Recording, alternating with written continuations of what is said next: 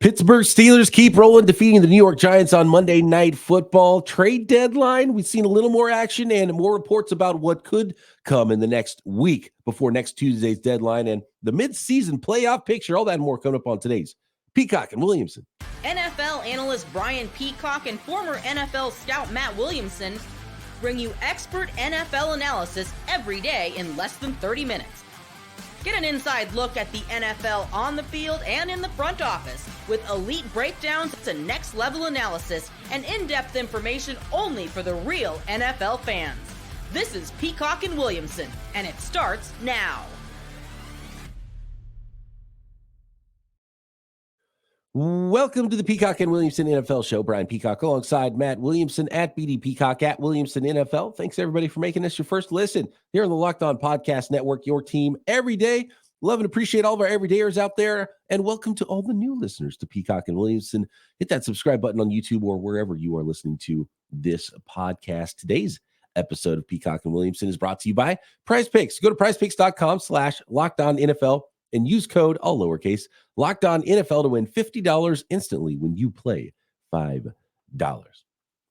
All right, Pittsburgh Steelers continuing their mojo. Doesn't matter who's at quarterback, improving to now 6-2 on the 2024 season, defeating the 2-6 New York Giants 26-18. And Matt, they look pretty good there with Russell Wilson. So I think Mike Tomlin made the right move to go to Russell Wilson, as tough as that decision might have been. And obviously, when you have TJ Watt getting strip sacks in crunch time, sealing the deal, it's a pretty good recipe right now for the Pittsburgh Steelers. Yeah, and there's some concerns, don't get me wrong, but I think deep down, well, it's something, I'm kind of taking a victory lap here, to be honest with you. I mean, that I've been saying since training camp opened that Wilson is the better fit. He's my choice, all those things. And it was really unpopular because Fields was a really easy guy to root for. And I got a lot of nasty things thrown my way when I said that every step of the way. And like Tomlin, I'm kind of feeling a little bit validated because I think it's pretty clear that, and that's not a knock on Fields. Fields, I thought, played better for the Steelers than he did for the Bears at any point, and might still have a decent future. But there's something to just being a veteran NFL quarterback that understands the game. And it's just kind of like Joe Flacco versus Richardson. Just knowing where to go with the football, getting out of bad plays, knowing when to hold them, when to fold them, when and where to attack defenses. And I think they might actually have an above average NFL quarterback right now. The 12th, the 16th best guy at his position, which they haven't been able to say since late career Ben. And for the New York Giants, it's like, they had the recipe. They were able to sack Russ 4 times. Brian Burns got him. Ojulari a couple of sacks. Yeah. And by the way, Ojulari, could he be a name on the trade market potentially? He should be interested if they can get. Yeah. Yeah. Thibodeau's out, but they're not going anywhere. Yeah, he's a name that could make sense for some teams. More on that in a little bit. But, offensively, Tyrone Tracy, 145 yards on the ground, but Really just like Daniel Jones. And what was it, by the way? So the 2-point conversion play, what was that? They were looking back at Daniel Jones and snap the ball, and they just let a Steeler player and then Daniel Jones is upset, and he's like yelling at Dayball, and it's a mess over there. It is a mess over there. I didn't even think he was that horrible. I mean, I thought he was okay, considering their line is playing with all sorts of backups. And the guys that really shined for me for the Giants were Tracy, as you mentioned. I think they found themselves a back. I thought Slayton played well, and I've been making the joke that the Steelers shouldn't let him leave Pittsburgh. Right. And Neighbors is a stud, so they have some playmakers. Wandell's okay. They got the tight end involved a little bit. Ball came out quick, as it always does against the Steelers. But I wasn't super impressed with the Steeler defense, but I was impressed with the Steeler offense. And they dealt with a heavy pass rush as the Giants bring, and that's not a bad defense in New York. Yeah, so even with the recipe right for the Giants to try to go win a game, they still can't pull it off. And so, it's I don't know where you go if you're the New York Giants here. Pittsburgh Steelers obviously trying to head toward the playoffs is where they're going. Najee Harris, a lot of rushing yards in this game, 114 on the ground on 19 carries for Najee Harris. I saw an interesting stat on George Pickens. The rare got 1 foot in twice and not the other. I didn't know that rule too. So George Pickens leads the NFL in fantasy points overturned by. Oh, I bet. Yeah, so like it was called a touchdown on the field, and then it was taken away because of review or penalty or whatever. He's got double the most fantasy points overturned this season by double over the second place guy. That doesn't surprise me at all after watching every one of his snaps, because he's at the top of the league in defensive pass interference calls drawn, and they throw deep. I mean, some of them are against like Surtain and Sauce and big time corners. And I think that's his fourth almost touchdown, like either from Pat, things he did well, but it was somebody was offsides or a hold or something like that throughout the course of the year. How about this for a crazy stat? That one's pretty similar, but the Steelers have now won 22 straight home Monday night games. 22. So that's got to go back to what, the 70s? My buddy Dale Lawley has been covering the team for well over 30 years. He's never seen a Monday night loss. Wow. So it's way past Tomlin. I don't think it goes to Knoll, but 22 in a row. I mean, you have one a year at home. Yeah, that's true. Yeah, let's say they average one a year, and so 22 years. Yeah, so we're going back to the 90s. I mean, I just know this because Dallas was here 2 weeks ago, but the Steelers and Dallas have played the most primetime games of any franchise ever. I mean, that's probably not surprising. Steelers probably average more than one per year, so we're not even going back to the 90s. But now we're on Sundays and Thursdays. I mean, these are just Mondays. I mean, back in the day, there was only one a week. Yeah. They're just prime time. These aren't prime. Their primetime games are good, but their Monday nights at home are like a lock. It's crazy. So you told me something interesting off the air. The Steelers can't trade. So you were talking about Slayton potentially being a player, and his name has been out there as potentially on the trade market if someone's looking for a wide receiver. Azeez Ojulari is a name I've heard out there from the New York Giants as well. They seem like a team that could be in trade mode, but it might be jobs on the line there too. So you probably don't want to make your team worse if you're running that team. So that's where things get a little bit dicey with bad teams, is because you're just getting draft picks for the next guy potentially there. But Dionte Johnson and actually there's a report this morning from Jordan Schultz that there's a growing belief around the NFL that the Panthers are increasingly likely to trade wide receiver Dionte Johnson before the trade deadline. Multiple contending teams are interested, though determining Johnson's value has been challenging with him in the last year of his contract. But apparently the Steelers, if they wanted to reunite, they aren't allowed to trade for him. I just learned this year too, because it's kind of like getting the right foot in twice. I didn't, rarely does it come up in the course of analysis. Yeah. So they traded Dionte Johnson to Carolina this year.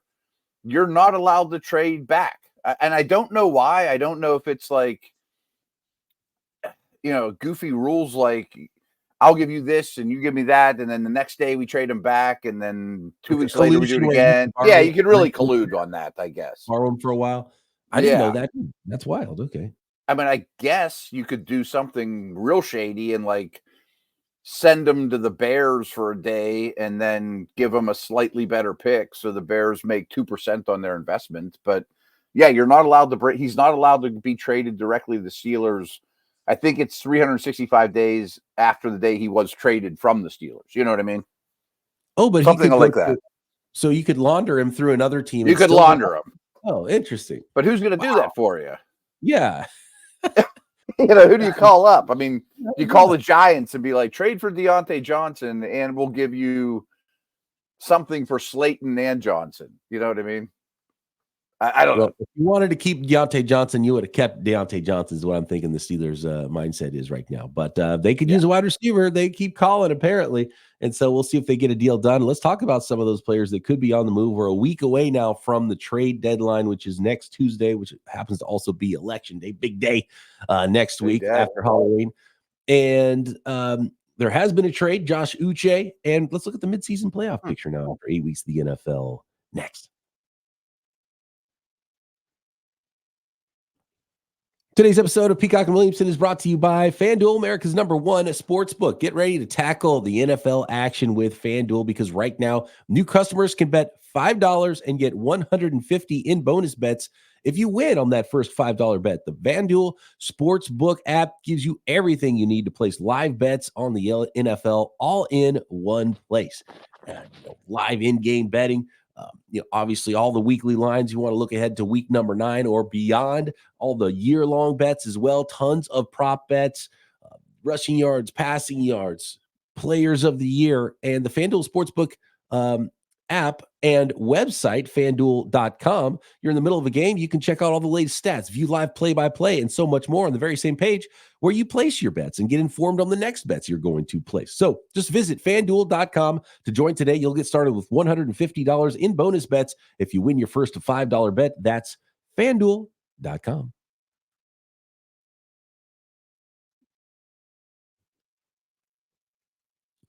So Josh Uche is on his way to the Kansas City Chiefs, and it's a 6th-round pick, not this year, but in the 2026 draft that it's on his way to the New England Patriots for Josh Uche. So the Kansas City Chiefs adding themselves a little bit of pass rush help off the edge, off ball or outside linebacker / defensive end sort of edge player in Josh Uche for the Kansas City Chiefs. Minor deal, but a good deal and a pretty cheap deal. And he's a free agent after the season. So it looks like $1 million of his, basically I think the salary is pretty much paid because the Chiefs acquire, oh no, I'm sorry. I read this wrong. This is the salary. So yeah, $1 million is what Josh Uche is being paid by the Chiefs for 2024. Then he's a free agent in the offseason, and it's a 2026 6th-round pick going the other way. I bet we see a lot of these kind of deals. Like that doesn't even mean the Patriots couldn't re-sign Uche after the year. If they liked him, it's just, hey, we're basically out of it. We're deep into October. It's Halloween's right around the corner. We might as well get anything for this guy and he's still a good football player, but he's a specialized player. He's an edge bender, lighter pass rush specialist type. And yes. I find it interesting that Kansas City wanted him. Not that it's good or bad, but they just traded for Hopkins, who is not their type of receiver. He's not the big slot. He's not the speed outside guy. And frankly, their edge dudes are all beat your face George Karlaftis, 275 pounds, run right through you, pocket pusher type. They're not edge bender, explode off the ball guys, so there might be changing style. They're looking at things a little bit. They just realizing they need a varied attack. And so they needed something that they didn't have yet in Josh Uche there. So that trade's done. There's been a lot of different names out there. Do you want to go through some of the names of the players that are reportedly potentially on the move, Matt? Yeah. And real quick, just that Uche Kansas City thing. I'm just making up teams, but like maybe you play the Ravens, you want to use Karlaftis. If you play the Bills, you want to use Uche. You know what I mean? Like it makes you a little more malleable depending on the opponents. Yeah, and Steve Spagnuolo does a really good job of like finding ways to rush the passer and putting guys in different situations. And so I can really see him being moved around and kind of use almost like a blitzer, pass rusher off the edge in the A gap and that kind of thing. And the Karlaftis types can also bounce inside next to Jones, and So there's a pretty good list here of some big name guys that I pulled off of NBC Sports. Kyle Dvorak wrote it, and I just want to buzz it by you and our listeners. And could any of these guys truly be on the move? Dionte is the first one. So I think he probably gets traded. I mean, why keep him? You know what I mean? And what I saw, maybe a 5th-round pick is where, that's like it could, which for a contender, I'm sure, even though he's a rental player, he'll probably get you a compensation draft pick as well, right? Yeah. I mean, truthfully, if the Steelers were allowed to trade for him, I'd give you a 5th for him back, Yeah. This one I don't buy at all because they just look good. Is Kupp and Stafford with the Rams. I think that's a no-go. I can't. Just the timing of the game, and you shouldn't overrate one game. But they're half a game out of first place in the NFC West at 3-4. Everybody else in the West is 4-4, and with how good they looked, they still have one more game to play. So maybe if they look like a disaster again, that'll change things. But it's hard to. Of all the games we saw last week, I think the biggest vibe check, the biggest okay, this team could absolutely sell. Oh, wait a second, maybe they won't sell because of how things are looking in that division and how they looked last week. I think that was probably that one Rams game was maybe the biggest. And again, it's one game, you don't want to overrate it, but it seems like very unlikely you would go full sell mode, because if you're going to sell anybody, and before that game, I would have said for sure sell everybody. They look terrible. They look like a disaster. So that was a big swing in that one game. I think this is sort of similar with the Bengals. Had the Bengals beat the Eagles, they're not moving T. Higgins or Trey Hendrickson. That's who's listed here. But now you looked bad. It really doesn't look like your year. Your defense is terrible. It's almost a certainty you're not going to re-sign Higgins. But I'm looking at the AFC playoff picture. The Bengals right now are 9th in the AFC at 3-5. I mean, the Colts are ahead of them, and then you get into the playoff teams with the Chargers at 4-3. So you're really only like a game out. What do you think on those two, Hendrickson and Higgins? You could get a lot. Absolutely. I think there's one more game to go, right? Which could maybe that's it. Some things this weekend. If you lose again, they could drop to 13th. I mean, Cleveland, Miami, if they win and the Cincinnati Bengals lose, they would drop even further down the list. And if you're looking up, you almost have to consider what helps your franchise the most is getting some draft picks, and you probably get some pretty good return for someone, because someone who's trading for T. Higgins might want to re-sign him anyway. So you might get a lot for T. Higgins still. And Hendrickson as well. Like those would be two of the best, if not maybe the two best names on the trade market. If you were willing to dangle those guys, if you thought it made you better in the future, because you can kind of kiss your playoff hopes goodbye if they lose the next one. So this article is obviously shooting for big names, but so they put out Max Crosby, but they also put a tweet in here from Adam Schefter that said, with Max Crosby unavailable, one of the most logical pass rushing trade targets is Darius Smith from the Browns. Yeah, that I think you could absolutely get. Crosby's a whole different discussion. We could probably do a whole segment on that. Yeah, Darius Smith is very likely because of his age, where he's at. I think you should call and ask for Myles Garrett just for chuckles and see what they say about that. It's like, dude, here's a couple first round picks. He's the last guy on the list. They actually put him out there. Yeah, I think it's very unlikely that they would make that type of a move, but Darius Smith, absolutely. And they've got a couple of young pass rushers. Wright, I think, is on IR right now, but then they've got McGuire, who they drafted last year, who's a nice player too. So they got, they have some other young players that can jump in and replace Darius Smith. So I think he's absolutely available. We mentioned Slayton, but also Mike Williams. I think both those guys could absolutely be had out of New York. Yep. I mean, their records are terrible. If I'm the Steelers, I'm interested in both. I'd rather have Slayton. By the way, looking at the Bengals schedule, it is the Raiders next week, and the Raiders are not a good football team. If you lose to the Raiders on November 3rd, the Raiders, first of all, would be one of those teams that would jump you in the playoff standings, and it would signal that it's time to sell, I think, for the Bengals. Speaking of that, the name is not on this list I want to throw out there. The two is Myers from the Raiders. We've been throwing out in my Steeler show, we've talked about Slayton and Myers really since Adams got traded as real targets. I mean, that's a lot of receivers to move in 1 year, but I bet you could get Myers. Yeah, Jacoby Myers, he would seem like, he's not a huge piece for the future and could absolutely help a team, and player that can move around. It kind of depends on what you are looking for, what style of player you're looking for. If you want to go Jacoby Myers, who can be more of your power slot. If you want to go Dionte Johnson, if you want to go Darius Slayton, outside guy with some speed.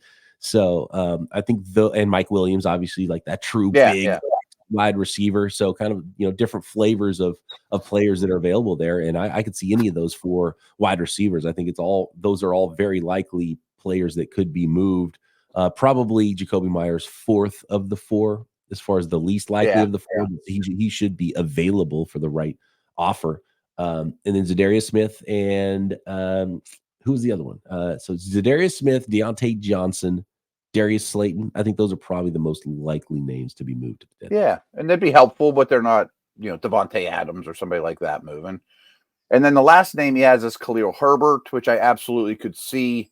But I bet you could pry away some running backs off terrible teams too. Like I bet you could get Singletary for nothing. Yep. Could you get Chuba? I mean, with Brooks out there, could you get Pollard? I don't know. I mean, ATN. I mean, I bet there's some backs you could get. Yeah. If the Cowboys showed any sign of life in the next week, then Cowboys and ATN, I can see in a nice mix there, a nice match. So yeah, a lot of potential movement here at the trade deadline. Should be a fun one. Yeah, I think there will be action. I don't know what good teams would want a running back though. Kansas City. Talking about the Bengals playoff picture there, Matt. Let's get a little bit more into the playoff picture. Take a look at how things are about halfway through the season here after 8 NFL weeks. Next.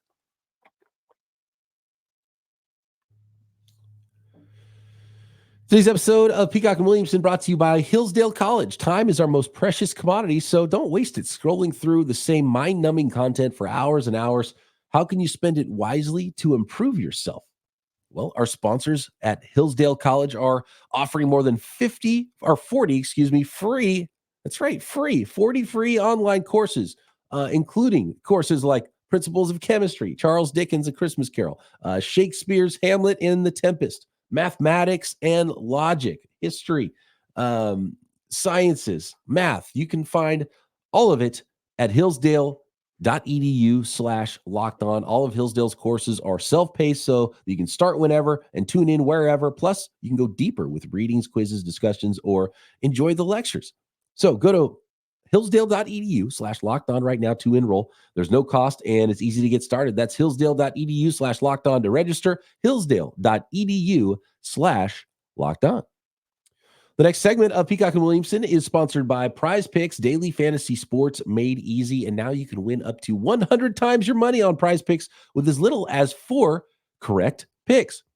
Prize Picks is the best place to get real money action. So join over 10 million users and sign up today. But by the way, you are not playing against those 10 million users. You are just playing against the stat projections on Prize Picks. Super easy. All you do is you pick 2 or more players and you pick more or less than their Prize Picks stat projections and watch the winnings roll in. For example, Jamar Chase, more than 79.5 receiving yards, or Patrick Mahomes for more than 1.5 passing touchdowns. So download the app today or use code LOCKEDONNFL to get $50 instantly when you play your first $5 lineup. That is code LOCKEDONNFL at Prize Picks for $50 instantly when you play your first $5 lineup. Prize Picks, run your game.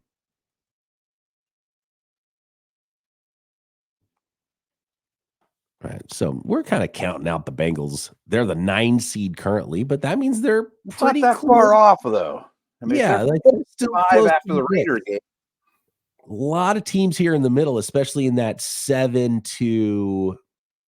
Well, there's a lot more mid in the NFC, or teams in the middle that are really in contention. The AFC's got a lot more haves and have-nots to it. So the Kansas City Chiefs, obviously, they're rolling right now at 7-0. The Denver Broncos, though, in the West would be the 5 seed wildcard team right now at 5-3 too, coming out of the West. You got the Houston Texans at 6-2, which would be the 2 seed. The Steelers at 6-2 would be the 3 seed, and the Buffalo Bills at 6-2 would be the 4 seed. So very strong there at the top with 4 teams with at least 6 wins in the AFC, and then only 2 more teams with 5 wins with the Broncos and the Ravens before we start talking about teams that are hovering around 500.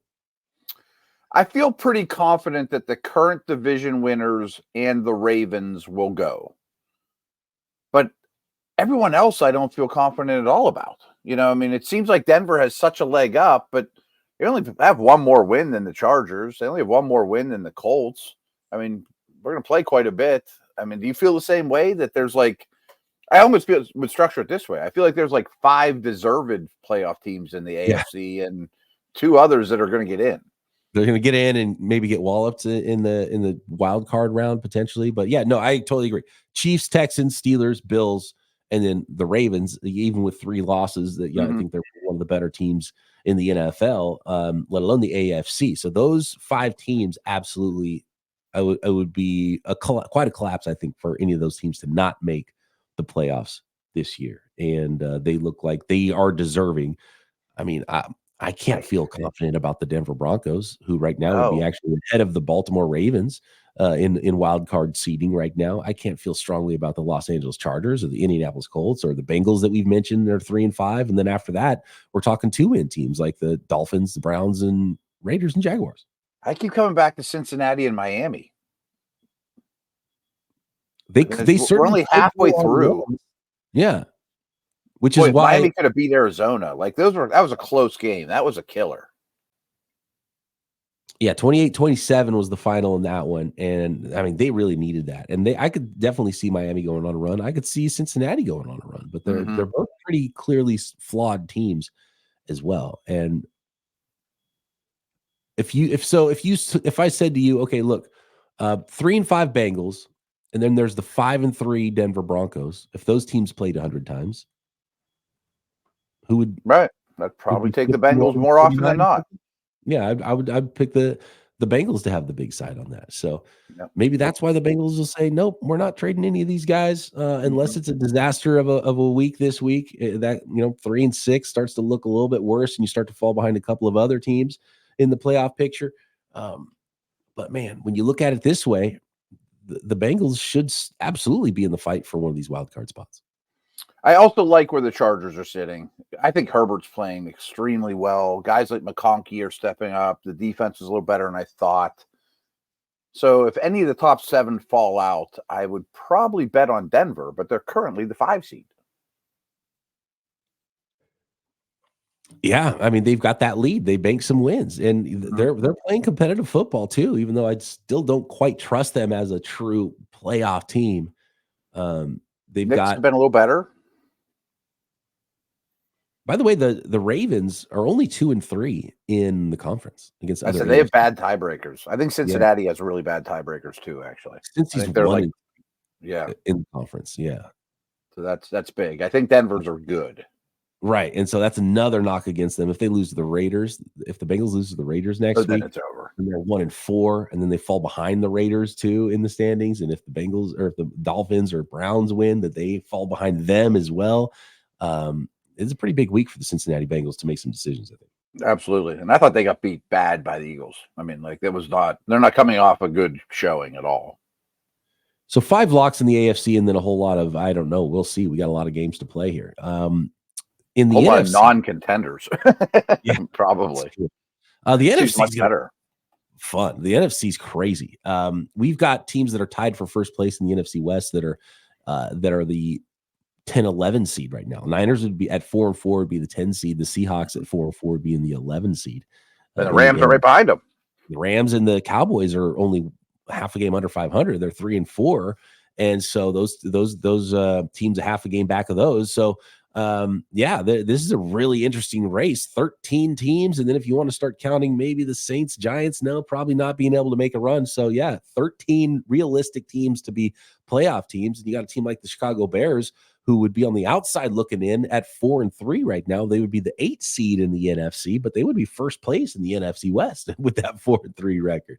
The Buccaneers are the team that I feel like is most likely to fall off from where they're at because of how poor their defense is playing, losing Godwin. And Godwin, I think, came out today and said that, maybe best case scenario, he could be back potentially for the playoffs.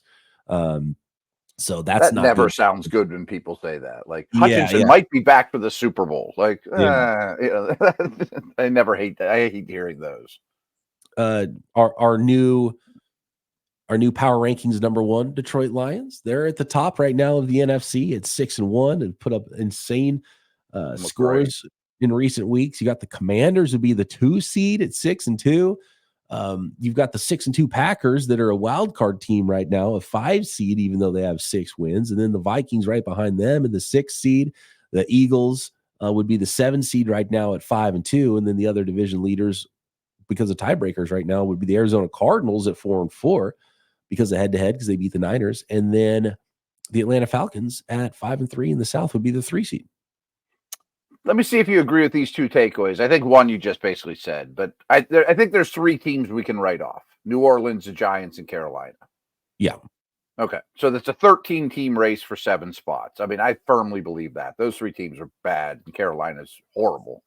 But the more I stare at this, the more I think there's probably only one team from the West going in the NFC. You got to win the division. That's what I've been telling the listeners of Locked On 49ers. The Niners need to be laser focused on winning the division, and they got to beat those NFC West teams, because the Niners aren't looking good in the tiebreaker category either. They're 2-3 in the conference. Ooh.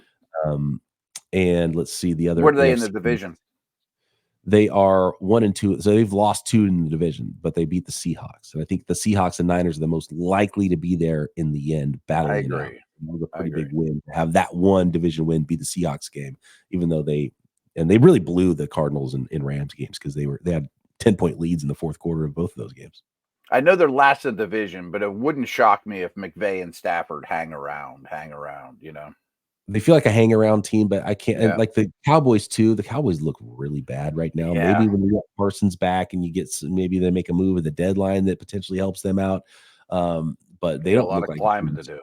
Yeah, and they got to they're in last place in the. No, they're not. Right. The New York Giants are behind them, but well, they're last place of the contenders. Yeah, they are. Conference. Yeah, and they're 1-3 in the conference, so that's not good as far as tiebreakers go. The Bucks are 4-2 in the conference, so they're looking good. Eagles, Bears, Vikings, they're all above 500 in the conference as far as those tiebreakers, which is why, Vikings, Eagles are. I mean, these teams with every playoff team except for the Arizona Cardinals in the NFC would be 3 games over 500 right now. Wow. And so many of these teams would be better than the bottom 12 teams in the AFC. Yes. Yeah. So many of them. Tampa should trade for Dionte. I mean, I know that's in division, but it's not really competitive. I mean, it's not like you're sending the wrong message in Carolina. Yeah, I mean, true. And, I mean, like at the end of the year anyway, so it's not like you're going to hurt yourself down the road or anything. Right. I mean, you're taking a good message from your opponent too, so you look at it that right. way. I mean, they're the team that could use a receiver most. I mean, Steelers are in that, but Myers or Slayton or somebody like that at least would keep Tampa in this battle, in my opinion. Yeah. Interesting. NFC so much different. I mean, the last 5 years, it's been so AFC strong. I mean, it's hard to see though. It's hard to envision any of these other teams breaking through that. Like, even if Tampa did something wide receiver, are they going to have a better record at the end of the year than the Eagles or Vikings or Packers? And I think they'd have to win the division. Yeah. So for the Bucks, for the Niners, Cardinals, Seahawks, Rams, those teams have to win their division. Yeah, I think the West and South have to win the division. Yeah, absolutely. That's the playoff because picture. The North is so strong. Yeah. Yeah, absolutely. After 8 weeks, that's what it looks like. Let us know what you think at BD Peacock, at Williamson NFL. Get your questions in for tomorrow's mailbag. We're going to do the Wednesday mailbag, a little old school Wednesday mailbag, I think, this week, and push the 6-pack to Thursday this week. So get your questions in. You can drop a question on YouTube as well in the comments there. Make sure you subscribe while you're there. Matt and I back tomorrow right here, Peacock and Williamson.